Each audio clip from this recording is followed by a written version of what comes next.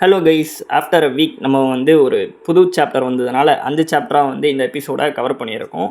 வீடியோவில் நம்ம என்ன பார்க்க போகிறோம்னா ப்ளூ லாக் சீசன் 4 எபிசோட் 11 தான் பார்க்க போகிறோம். வழக்க போல் 5 சாப்டர்ஸ் தான், அதாவது 351 350 வரைக்கும் போட்டு கொண்டு வந்திருக்கேன். அண்ட் அடுத்த சாப்டர் எப்போ வருதோ அதை நம்ம சாப்டர் பிரேக் டவுன் எப்போல்லாம் ஒவ்வொரு சாப்டர் வருதோ 1 or 2 டேஸில் நம்ம அடுத்த வீடியோவை போட்டுருவோம். அண்ட் இந்த மீன் டைமில் நான் புது கண்டென்ட்லாம் போடலான்னு வச்சுருக்கேன். முடிஞ்சால் நம்ம இன்னொரு புது மாங்காவை எடுத்து கவர் பண்ணவும் ட்ரை பண்ணுவோம். வாங்க அதிகமாக பேசாமல் வீடியோக்குள்ளே போவோம். Let's get into the video. Chapter ஸ்டார்டிங்லேயே குரூப் பியில் நம்ம ஜெர்மன் கொரியாவை 4-1 டிஃபீட் பண்ணியிருக்காங்க. அப்புறம் நம்ம ஸ்பெயின் 5-2 சொல்லிட்டு கத்தாரை தோக்கடிச்சிருந்தா காட்டுறாங்க. இப்போ ரவுண்ட் 2ஓட குரூப் ரேங்கிங் காமிச்சிட்டு இருக்காங்க. அதில் நம்ம குரூப் ஏல பார்த்தா ஃப்ரான்ஸ் ஃபர்ஸ்ட்டில் இருக்கும், அடுத்து இங்கிலாந்து, அதுக்கப்புறம் தான் நம்ம ஜப்பான் இருக்கும். மேட்ரு என்னதுனா இப்போ இந்த 4 குரூப்லேருந்து 2 குரூப் தான் நாக் அவுட் ஸ்கொயருக்கு போகிறாங்க.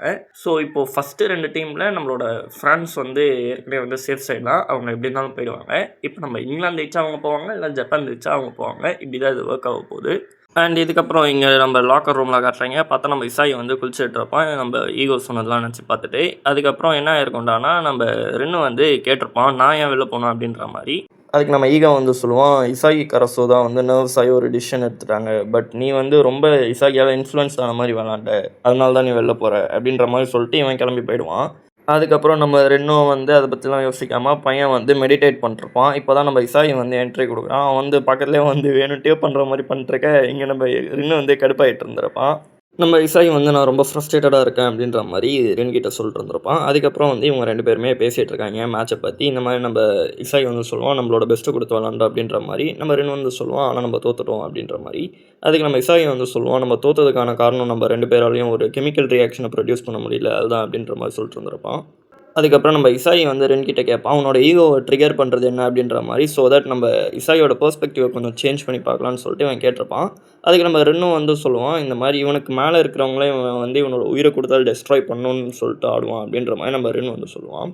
ஸோ அதுக்கு நம்ம இசாய் அப்போ இவனோட அந்த ஈகோ கேம்பஸ் ஸ்டைல் என்னன்னா டெஸ்ட்ராயர் அப்படின்னு சொல்லிட்டு ஐடென்டிஃபை பண்ணுறாங்க. அதுக்கப்புறம் நம்ம இசாய் சொல்லுவான், இந்த மாதிரி ஒரு கெமிக்கல் ரியாக்ஷன் நடக்கணும்னா அங்கே அந்த ஈகோயிஸ்ட் 2 பேருக்கு நடுவில் இருக்கிற ப்ளே ஸ்டைலில் ஒரு ஹார்மோனியஸ் கனெக்ஷன் இருக்கணும் அப்படின்ற மாதிரி இவன் கண்டுபிடிச்சிருந்திருப்பான். நம்ம இசாய் சொல்லிட்டு இருந்திருப்பான், நான் கண்டுபிடிச்சது கரெக்டாக என்னென்னு எனக்கு தெரியல, பட் இதை எப்படி ஒர்க் ஆகிறதுனோ எனக்கு தெரியல அப்படின்ற மாதிரி சொல்லிட்டு இருந்திருப்பான். அதுக்கப்புறம் நம்ம ரென் சொல்லிட்டு இருந்திருப்பான், இந்த மாதிரி ஃபஸ்ட்டு என்னை பெஞ்சில் உட்கார வச்சாங்க, இப்போ நீ என்னடானா நான் கரெக்டாக எந்த பொசிஷனில் இருக்கேன்ற மாதிரி சொல்லிட்டு இருந்துகிட்ருக்கேன், நீ ஒரு ரெபல் இல்லைடா, நீ ஒரு டீமன் லார்ட் அப்படின்ற மாதிரி சொல்லிட்டு இருந்திருப்பான் பையன். அதுக்கப்புறம் நம்ம இசாயும் நன்றிப்பா தம்பி அப்படின்ற மாதிரி சொல்லிட்டு, நான் வேர்ல்டு பெஸ்ட் ஆகிறதுக்கு உன்னோட லைஃப் விட பெருசாக எனக்கு வேணும் ரென் அப்படின்ற மாதிரி சொல்லிட்டு இருந்திருப்பான். அதுக்கு நம்ம ரென்னும் நான் லைனப்லேயே இல்லைடா அப்படின்ற மாதிரி சொல்லிட்டு இருந்திருப்பான். அதுக்கு நம்ம இசாய் என்ன சொல்லுவான்னா, உனக்கு சான்ஸ் கிடைக்கும், நான் அந்த சான்ஸை உருவாக்குவேன், நீ தான் ப்ளூ லாக் வின் பண்ணுறதுக்கான கடைசி பீஸாக இருப்ப அப்படின்ற மாதிரி சொல்லிட்டு அந்த சாப்டரை முடிக்கிறாங்க. வாங்க அடுத்த சாப்டருக்கு போவோம். சாப்டர் ஸ்டார்டிங்லேயே நம்ம ஹிரோட்டோஷி இந்த மாதிரி ரொம்ப கத்திட்டு இருந்திருப்பான். எதுக்குறானா இவங்க இந்த மாதிரி தோற்றதுனால என்ன மாட்டாரானா, இவங்க ஃபைனல்ஸ் வரைக்கும் போவாங்கன்னு நினச்சி தான் பையன் இப்போது சைட் பிக்கு மணி இன்வெஸ்ட் பண்ணுறான். இவங்க தோத்துட்டா அப்புறம் போட்ட பணம் எல்லாமே நொட்டிட்டு போயிடும். ஸோ இந்த ரீசனுக்காகவே பையன் அங்கே பயங்கரமாக கத்திட்டு இருக்க. நம்ம ஈகோ சொல்லுவான், இந்த மாதிரி நாங்கள் ஒரு மேட்ச் ஜெயிச்சிருக்கோம், ஒரு மேட்ச் தோற்றுருக்கோம், இந்த மாதிரி எல்லாம் பிளான் பண்ணி தான் போயிட்டுருக்கு, சும்மா கத்தாதையான்ற மாதிரி சொல்லிகிட்டு இருக்க. அதுக்கு நம்ம அந்த ஹிரோட்டோஷி நான் சொல்லிட்டு இருந்திருப்பான், தம்பி ஜப்பான் மட்டும் தோத்துச்சு, நீ வெளில போயிடுவப்பா அப்படின்ற மாதிரி. அதுக்கு நம்ம ஈகோ சொல்லுவான், நான் வேர்ல்டு பெஸ்ட்டை உருவாக்கி ஜப்பான் வேர்ல்டு கப் அடிக்கிறது தான் கான்ட்ராக்ட் பண்ணியிருக்கேன், உன் காசு போகிறதெல்லாம் எனக்கு பிரச்சனை இல்லைப்பான்ற மாதிரி சொல்லிவிடுவான். அதுக்கப்புறம் நம்ம ego this is the game life ஸ்டார்டர்னு சொல்லிட்டு ஃபோனை தூக்கி அவன் கையில் தூக்கி போட்டு போக, இவனும் ஃபோனை எடுத்து பார்த்துட்டு ஒரு வில்லத்தனமான ஒரு ஸ்மைல் ஒன்று போடுவான். அந்த ஸ்மைலுக்கு பின்னாடி என்ன இருக்குன்னு நம்ம போக போக பார்த்தா தான் தெரியும். இங்கே சைட் பியில் எல்லாருமே ஒவ்வொருத்தராக உள்ளே வந்துட்டுருக்காங்க. எல்லாம் முடிச்சுட்டு அந்த பேச்சுவார்த்தை நடந்துகிட்ருக்கு.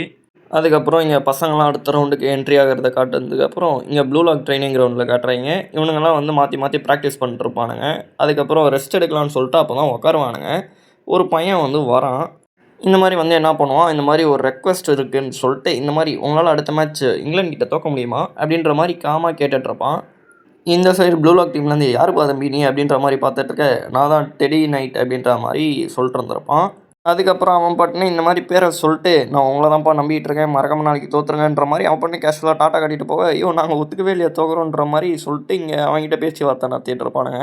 நம்ம ஐக்கு பின்னாடி ஷோல்டரில் கை வச்சு, என்னப்பா தம்பி காமெடி பண்ணுறக்கு, அதெல்லாம் அவன் ரெக்வஸ்ட்லாம் அக்செப்ட் பண்ணிக்க முடியாதுப்பா அப்படின்ற மாதிரி சொல்ல, இப்போ என்ன பண்ணுறது, ஃபாக்ஸ் வேறு என்ன இங்கே வர சொன்னார் அப்படின்னு சொல்லிட்டு இப்போ தான் எனக்கு ஞாபகம் என்ன பண்ணுவான், பாத்ஷாவோட ஃபேஸ்லேயே பாலை கிக் பண்ணிடுவான், அவங்க எல்லாரையும் கொல்ல போகிறேன் அப்படின்ற மாதிரி சொல்லிட்டு இந்த மாதிரி வந்து சொல்லுவான். உங்களால் என்ன பீட் பண்ண முடியாதுன்னு நான் ப்ரூவ் பண்ணிட்டா நீங்கள் தூக்க ஒத்துக்கிறீங்களா அப்படின்ற மாதிரி சொல்ல, இந்த சைடு எல்லாரையும் தாண்டி பால் எடுத்துகிட்டு போயிட்டு இருந்திருப்பான்.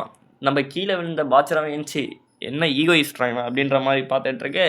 அதுக்கு அவன் வந்து சொல்லுவான், ஈகோயிஸ்டா, நான் ஒரு பப்பட், ஒரு வேர்த்லெஸ் பப்பட் அப்படின்ற மாதிரி போட்டுட்ருப்பான். சொல்லிகிட்டு இருந்திருப்பான். சைடில் வந்து போட்டிருப்பாங்க, இவன் வந்து இங்கிலாண்டோட வேர்ல்ட் ஜென்ரேஷன் 11, அதாவது நியூ வேர்ல்ட் ஜென்ரேஷன் 11, இவன் பேர் வந்து டெடி நைட் அப்படின்னு போட்டு ஒரு புது கேரக்டரை இன்ட்ரடியூஸ் பண்ணுறதோட இந்த சாப்டர் முடியுது. வாங்க அடுத்த சாப்டருக்கு போவோம். சாப்டர் ஸ்டார்டிங்கில் இங்கே டெடியோட ப்ளே ஸ்டைலில் பார்த்தா அங்கே ப்ளூ லாக் டீம் மெம்பர்ஸ்லாம் ஷாக்கில் நின்றுருப்பானுங்க. இவனுங்க வந்து எவ்வளோ தான் முக்கினாலும் அவங்க அழகாக பால் எடுத்து ட்ரிபிள் பண்ணிட்டு போயிட்டுருக்கான். அதுக்கப்புறம் என்ன வரான்னா, நம்மளோட 2 மான்ஸ்டர்ஸ் வராங்க, ரின் அண்ட் இசாகி. இவனுங்க வந்து யாரா தம்பி நீ அப்படின்ற மாதிரி வந்து பார்த்துட்ருப்பாங்க. அதுக்கப்புறம் இவங்களுக்குள்ளே வந்து ஒரு வர்சஸ் மேட்ச் போகுது. இந்த மாதிரி அவன் எதிர்கால பால் எடுத்துகிட்டு வந்துட்டுருக்க, இந்த சைடு நம்ம ரின் வந்து அவனை பிளாக் பண்ணலான்னு போவான். இசாகியும் பிளாக் பண்ணி பால் எடுக்கலான்னு பார்க்க அதுவும் வேலைக்கு ஆகலை. அவன் அழகாக பால் எடுத்துகிட்டு போயிட்டுருக்க, நம்ம ரின் வந்து ஐ டோன்ட் கேர்ரா தம்பின்னு சொல்லிட்டு அவன் காலரை பிடிச்சி அப்படியே தூக்கி அடிக்கலான்னு போக, அவன் என்ன பண்ணுவான், நம்ம ரின்னு தலையை பிடிச்சி அவன் மேலே ஏறி அப்படியே பாலை வந்து கிக் பண்ணலான்னு பார்த்துருப்பான் போல். பட் நம்ம இசாகி வந்து வழக்கம் போல் ப்ரிடிக்ட் பண்ணிட்டு வந்து பால் எடுத்துருவான். இவன் பால் எடுத்ததுக்கப்புறம் போயிட்டு வாடா தம்பி அப்படின்ற மாதிரி சொல்லிட்டுருக்க, அங்கே அந்த டெடி வந்து யார்ரா நீ அப்படின்ற மாதிரி கேட்டுட்ருப்பான். அதுக்கு நம்ம இசாகியும் நான் தான் ப்ளூ லாக்கோட இசாகி அப்படின்ற மாதிரி சொல்ல, அப்படின்னா ப்ளூ லாக் இல்லாமல் நீ வெறும் இசாகி தானே அப்படின்ற மாதிரி இவன் சொல்லிட்டு போக பார்க்க, நம்ம இசாகி வந்து நீ யார்ரா அப்படின்ற மாதிரி கேட்க, நான் ஒரு பப்பட் தான், இங்கிலாண்டோட வெற்றிக்காக உயிரை கொடுக்குற ஒரு பப்பட் அப்படின்ற மாதிரி சொல்லிட்டு அவன் போயிடுவான்.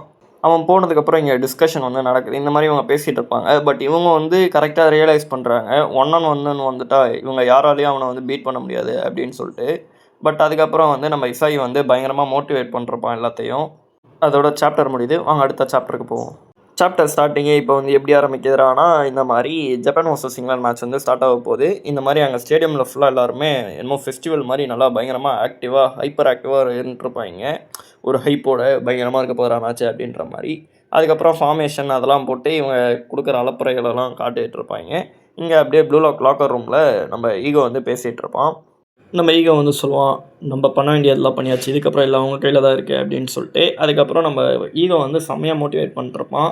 இதுக்கு முன்னாடி உங்களோட சக்ஸஸ் எல்லாத்தையும் விட்டுருங்க, இங்கே நம்ம வந்து மெமரிஸ் மேக் பண்ண வரல, ஹிஸ்ட்ரி மேக் பண்ண வந்திருக்கோம் அப்படின்னு சொல்லிட்டு பையன் நல்லா பேசிவிட்டு இன்னொன்று சொல்லுவான், இதுக்கப்புறம் நீங்கள் பண்ணுற எல்லா மிஸ்டேக்குமே என்னோடய ஃபால்ட், உங்களோட ஃபெயிலியர் இஸ் மை ரெஸ்பான்சிபிலிட்டி, உங்களோட அச்சீவ்மெண்ட்ஸ் மட்டும்தான் உங்களோடது அப்படின்ற மாதிரி சொல்லிட்டு உங்களோட ஹங்கரை இதில் காமிங்க அப்படின்ற மாதிரி சொல்லிவிட்டு இப்போது எல்லாருமே அப்படியே கெத்தாக ஸ்டேடியம்குள்ளே இறங்கிட்டு இருக்காங்க. இப்போ நம்ம இசாகிக்கு கிடச்ச புது பீஸ் என்னதுனா அதுதான் டார்காஸ்னால் ஒன்றும் இல்லை, இதில் வந்து இவங்க மொத்த டீமோட அப்ஜெக்டிவும் ஒன்று தான். ஸோ சிங்கிள் அப்ஜெக்டிவுக்கு எல்லோரும் சேர்ந்து விளையாட போகிறாங்க. ஸோ தட்ஸ் த ஃபைனல் பீஸ்ன்னு இல்லை, இது அவனோட ரீசன்ட் பீஸ் அப்படின்னு வேணால் சொல்லலாம். நம்ம இசாகி உள்ளே போகிறப்பவே அப்படி காட் ஆஃப் சாக்கர் உண்மையாக இருந்தால் அவங்க என்ன டெஸ்ட் பண்ணிட்டுருக்காங்க, என்னால் புதுசாக மாற முடியுமா அப்படின்னு சொல்லிட்டு இந்த மாதிரி இவனுக்குள்ளே ஃபயர்டாக போயிட்டு இருந்திருப்பான்.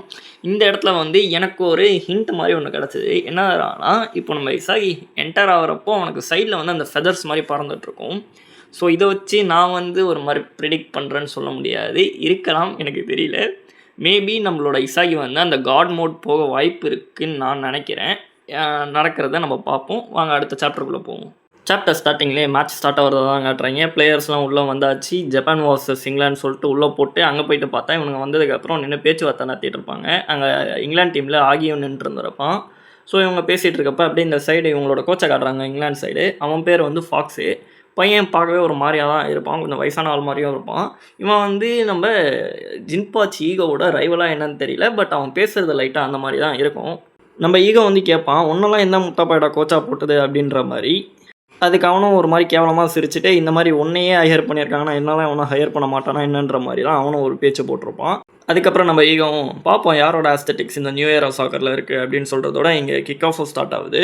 நம்ம இசாகி வந்து என்ன பண்ணுறான், அப்படியே ஃபார்மேஷனை வந்து எக்ஸ்பிளைன் பண்ணுறான் கேம் அப்போவே. அதாவது இது வந்து கரசு சென்டர்டு ஃபார்மேஷனு, இது வந்து ஒரு டைமண்ட் ஷேப்பில் இருக்கும், ஓகேவா.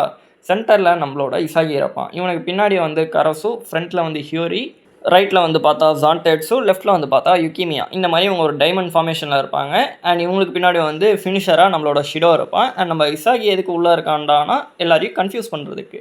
அண்ட் நம்ம ஈகோ வந்து இசாகி கொடுத்த வேலை என்னன்னா, இவனுக்கு வேணும்னா நம்ம இசாகி வந்து கரசுவோட ஃபார்மேஷனை வந்து டெவலப் பண்ணலாம், ஐ மீன் அதை பிரேக் பண்ணிட்டு இவனோட கோலுக்காக ஆடலாம். அதுக்கு முதல்ல நம்ம இசாயை வந்து அவனோட ஓன் கோல்ஸை அச்சீவ் பண்ணணும். அப்போ தான் வந்து இவனால் மறுபடியும் அந்த டாப்புக்கு வர முடியும். இந்த மாதிரி பேசிகிட்டு இருக்கப்போ இங்கே கேம் வந்து நல்லா சூடு பிடிச்சி மாற்றி மாற்றி இவங்க ஃபார்மேஷனுக்கு ஏற்ற மாதிரி பாலை பாஸ் பண்ணிட்டுருப்பாங்க. கரெக்டாக பால் கராசுக்கு போகிற டைமில் என்ன ஆகுதுறான்னா குறுக்கால நம்மளோட இசாயை வந்து பால் எடுக்க வரான். கரெக்டாக அதை ப்ரெடிக்ட் பண்ணிட்டு நம்மளுடைய டெடி நைட் அவனும் வந்து பாலை எட்டி விட கரெக்டாக பால் அங்கே பறந்துட்டு இருக்கும்.